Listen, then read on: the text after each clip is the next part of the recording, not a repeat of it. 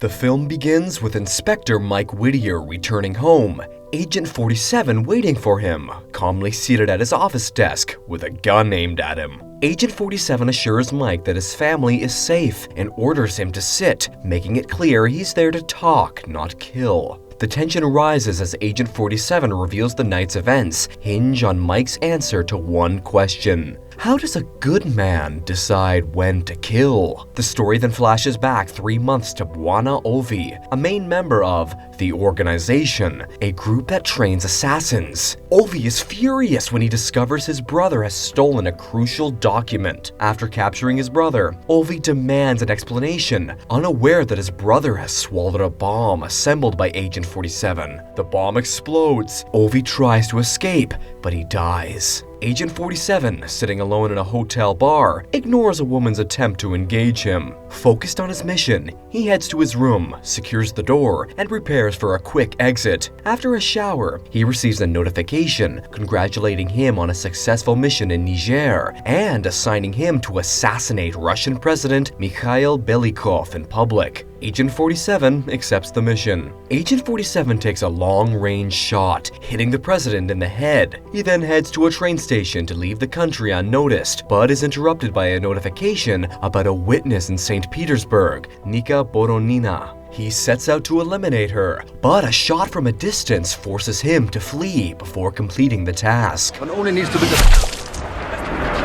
At Pulkovo Airport, Inspector Mike Whittier receives news of the president's assassination. Jenkins, his colleague, briefs him on the situation. Just then, Mike is informed that the shooter has been spotted at the Concierge Hotel. Suspicious of how quickly the suspect was found, Mike orders all flights to be cancelled and focuses on capturing the shooter. In hiding, Agent 47 argues that Nika isn't a true witness since she never saw him. He got a message that he won't be paid in full because the mission is incomplete, with news reports showing the president is still alive. Furious, he demands the identity of the client who hired him, but the operator didn't tell him anything. At the hotel, Mike arrives to find Captain Gudnaye in charge. Much to his frustration, Yuri Marklov, the FSB chief, explains that the militia is only handling the extraction and that he, not Gudnaye, is leading the operation. Inspector, I'm Chief Agent Yuri Markov. Meanwhile, Agent 47 gets a call from Diana, who warns him that she'll be retired for contacting him, putting her at risk. She reveals that the client behind the hit is Belikov himself. As they speak, Agent 47's security alarm signals a breach. Acting swiftly, he sets off a bomb at the door and escapes to the room below, killing the police sent to eliminate him with precision before heading to the 3rd floor. At the same time, Mike receives a call from Jenkins, alerting him that the target is on the 3rd floor. Mike rushes there, but is briefly delayed by a waiter. Taking advantage of the distraction, Agent 47 escapes by jumping from the building into the swimming pool below. In the hotel room, Mike and Jenkins continue investigating when Yuri arrives, requesting to speak with Mike alone. After Jenkins leaves, Yuri informs Mike that the shooter is a freelancer, but Mike withholds key information, wanting to stay on the case. Yuri suggests Mike leave the investigation to the FSB, citing his reputation at Interpol. In response, Mike shows Yuri a photo revealing tampered footage of the president's shooting, pointing out that the real shooter never misses. Meanwhile, Agent 47 changed his clothes at a store and then forcefully took Nika from her apartment. He questioned her about her presence on the street, and she admitted she was waiting for Udray Belikov, Mikhail's brother. When pressed about how Mikhail could have given a speech after being shot, Nika revealed that Mikhail had body doubles and Udray was involved in illegal activities, with both the CIA and FSB wanting him dead.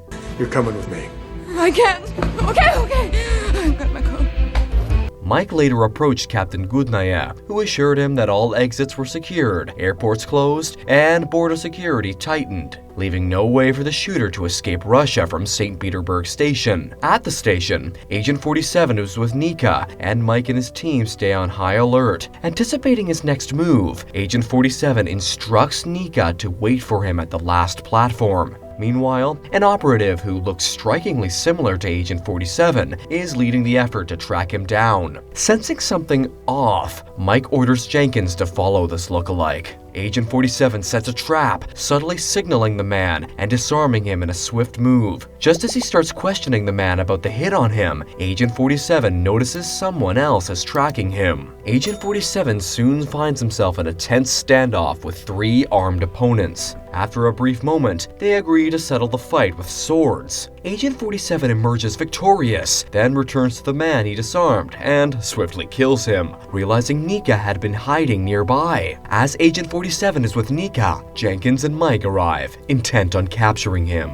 Moving quickly, Agent 47 delivers a powerful kick to Jenkins and shoots Mike in the ribs. Just as Agent 47 is about to finish Mike off, Nika intervenes, pleading with him to spare Mike's life. Agent 47 decides to let Mike live, reminding him as he leaves that Nika saved his life. Yuri approaches Mike with a strong warning, advising him to back off from the investigation. He offers Mike a choice: cooperate, and he'll draft a glowing report to Interpol, recommending him for a Medal of Help.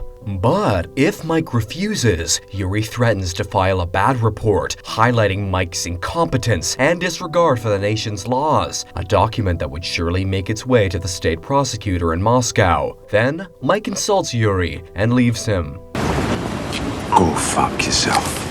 Agent 47 was about to kill Nika because she interfered with his mission, but she explains that she was about to escape Belikov, but she can't, and tells him what bad things Belikov did to her. After that, he decides not to kill her, and she promises she will not interfere again. Mike and Jenkins were hearing Yuri's secure call using their microphone, in which Mike puts it in his jacket tactically, and they got information about what Yuri is talking about, while they are hearing Yuri's associative, who came. And Mike tells them that they are to meet Yuri, but the associative replies back that Yuri is busy, and tells them that they commanded to escort Mike and Jenkins to the airport. In Moscow, Russia, Nika puts Agent 47 in touch with a SWAT officer over the phone. The SWAT officer reveals that only Nika and Agent 47 are aware that Belikov has a double. Agent 47 instructs the officer to take an envelope from Nika and read its contents. The envelope contains information about Dougray, Mikhail Belikov's younger brother. Although the SWAT officer starts to question the purpose of the information, Agent 47 advises him to focus on handling the situation rather than asking questions. Initially hesitant, the SWAT officer eventually agrees to the deal. The next morning, Agent 47 informs Nika that they'll be going shopping for a dress for dinner that evening. After purchasing the dress, they arrive at Galafa Tower, where Agent 47 asks Nika to wait while he goes inside to check the content. He returns shortly after, reminding her that they have a dinner reservation at 8 o'clock. Meanwhile, at Interpol in London, Jenkins shows Mike footage of Belikov's appearances over the past 12 months. He points out that Belikov gave a speech in both London and Georgia on the same day, May 7th,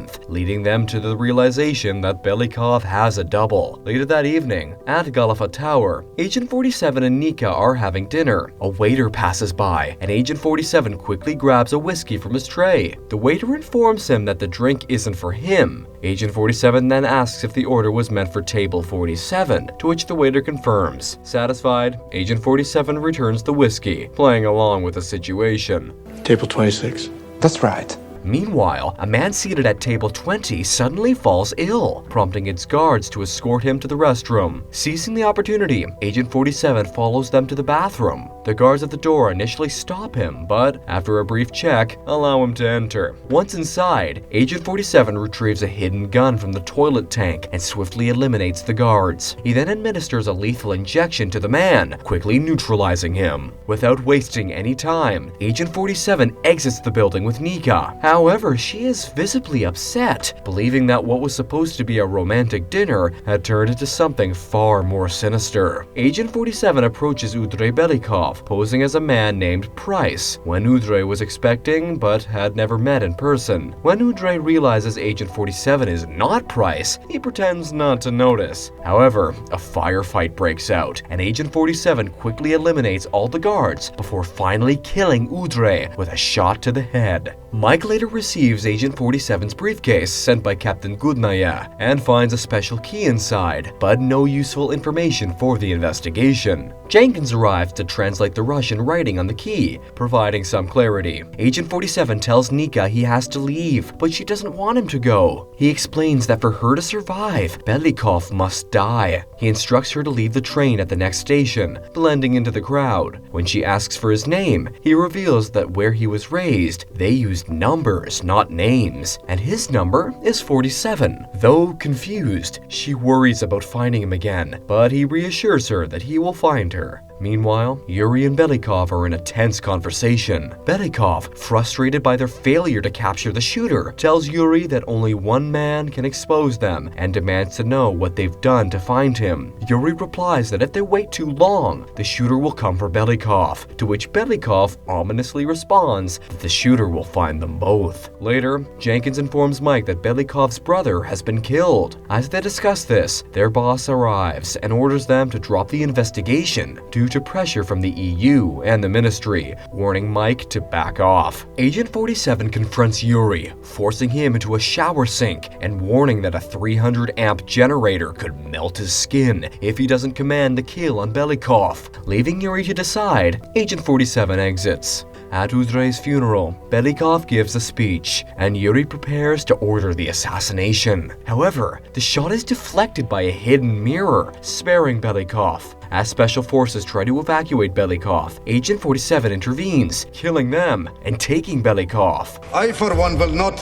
fail again. Outside, Mike realizes the key matches the church's slogan and learns from the priest that it belongs to the Archbishop's chambers. Agent 47 reaches the chambers, battles another assassin, and ultimately kills him. Belikov tries to reason with Agent 47, but after getting aggressive, he's shot in the head. Special forces soon arrive, and despite their helicopter assault, Agent 47 remains unharmed. He calmly sits as Mike and his team enter to arrest him. As Mike drives Agent 47 away in his car, Agent Smith from the CIA intercepts them, demanding they step out since they lack jurisdiction. During the tense exchange, Agent 47 seizes the moment to escape. The story comes back to the opening scene, where Agent 47 and Mike are in a tense conversation. Agent 47 asks how a good man decides when to kill, to which Mike responds that it's justified if someone threatens his family, and beyond, it is a crapshoot. Agent 47 then reveals a dead man in Mike's office, noting that ballistics will tie the death to Mike's weapon before leaving him. The movie concludes with Nika receiving a letter from Agent 47, visibly pleased. Meanwhile, Agent 47 is seen on a rooftop, having just eliminated another assassin sent to kill Nika.